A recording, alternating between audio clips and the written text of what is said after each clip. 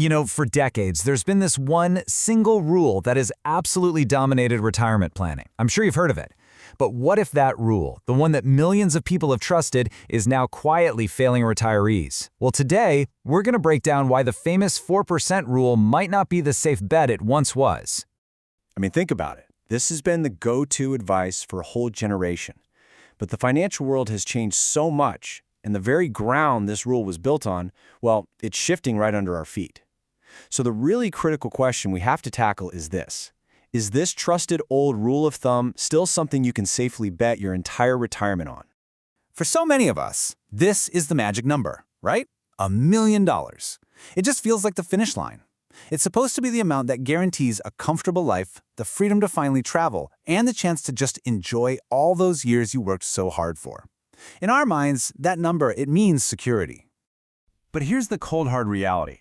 When you use the 4% rule, that $1 million nest egg, it only gives you about $40,000 a year. And let's be clear, that's before taxes. For most people, that number is a real shock, and it's a very, very long way from the lifestyle they had imagined. So where did this rule even come from? Well, it's based on something called the Trinity Study, which came out way back in 1998.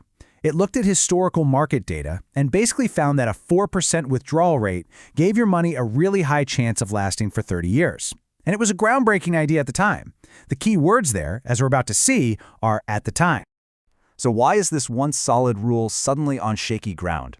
Well, for starters, the data it's based on is, well, it's old. It doesn't really reflect today's market conditions. Second, we're all living longer now. A 30-year retirement isn't the exception anymore. It's becoming the norm. And on top of all that, we're dealing with way more market volatility and this stubborn inflation that just keeps eating away at your spending power year after year. And that brings us to what is maybe the most overlooked and honestly the most devastating risk for anyone who's just starting their retirement. See, it's not just about what your average returns are over 30 years. It turns out the timing of those returns is everything. It's called sequence of returns risk, and it's a really simple but kind of brutal concept. If the market takes a big hit in your first few years of retirement, right when you start pulling money out, you're forced to sell more of your investments when they're at their lowest price just to get the cash you need to live. And that can permanently cripple your portfolio's ability to bounce back, even when the market eventually comes roaring back. This right here illustrates the point perfectly. Look at the staggering difference. The exact same market drop has a completely different outcome, and it's all based purely on timing. When you take a loss early on, it just depletes your principal so much faster because you're pulling from a shrinking pot. But that same loss later in retirement, after your money has had years to grow, it's way less damaging. Okay, this is the pivot. This is the moment where we need to shift our thinking completely. You see, the 4% rule is all about systematically spending down your savings. But what if there's another way?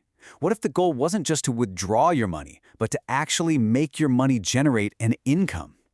Let's just put these two mindsets side by side. On the left, you've got the traditional withdrawal strategy. It's a mindset of depletion. You're constantly watching your account balance go down, just hoping there's going to be enough left.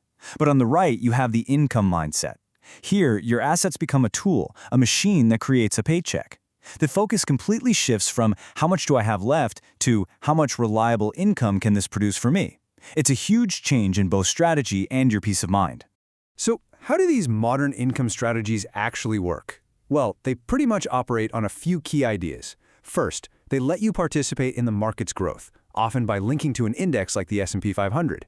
Second, and this is the really important part, they protect your principal. Many of them have what's called a 0% floor, which means if the market crashes, you don't lose your initial money. And finally, they are built from the ground up to create a predictable, reliable income stream. Now this is where it gets really interesting.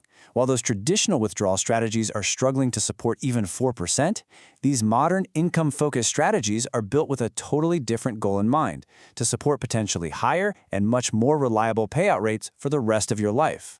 This table just lays it all out so clearly. With the 4% rule, you have full exposure to market risk. But with a structured plan, you get principal protection. Your 401k or IRA withdrawals are taxable, but some of these income strategies can actually be structured to give you tax-free income. And just look at the potential payout. The goal here is often 5 to 8%, sometimes even more. The main point is, these are just fundamentally different tools designed for a totally different job. And listen, this isn't just theory. I've personally seen cases where retirees, just by shifting their focus to generating income, were able to create significantly more cash flow than a traditional withdrawal plan would have ever suggested was possible. When these are structured correctly, for the right person, the results can be really, really powerful. If you take only one thing away from all of this today, please let it be this. The 4% rule is all about withdrawing your own money. It's a strategy of controlled depletion. These newer modern approaches, they're about creating an income stream. They're about using your assets to build your own personal pension-like paycheck. You know, the unfortunate truth is that a lot of people just don't think about the mechanics of income until they've already stopped working. They spend 40 years focusing on accumulating money, but almost no time planning for what we call decumulation. That's the phase where you actually have to live on that money. And by then, some of the best options might already be off the table. So, I'll just leave you with this one question.